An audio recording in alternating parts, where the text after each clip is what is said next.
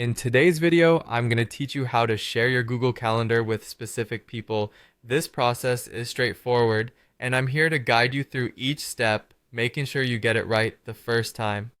First, let's start by navigating to Google Calendar. You can do this by simply heading over to your favorite web browser, opening Google, and typing Google Calendar in the search bar.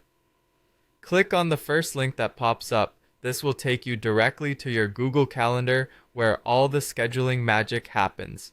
Once you're in Google Calendar, direct your attention to the left-hand side of the screen. Here, you'll notice a list of your calendars. Hover over the calendar you want to share, and you'll see a three-dotted icon appear. Click on this icon to reveal a drop-down menu. From this menu, you'll want to click on Settings and Sharing. This is an important step because it takes you to where you can configure how and with whom you share your calendar. Sharing doesn't just mean people can see your appointments. Depending on the settings, they might be able to make changes, add new events, or see event details. Next, look for the Shared With section.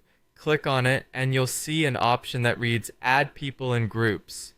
This is the part where you get to choose exactly who can access your calendar. Clicking on this will open a text box where you can enter the email addresses of individuals or groups you wish to share your calendar with.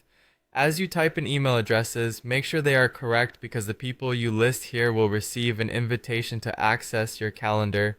Take your time to double check these emails if needed. After entering the emails, you can set permission levels for each person, whether you want them to see only free/busy slots or have the ability to make changes to events.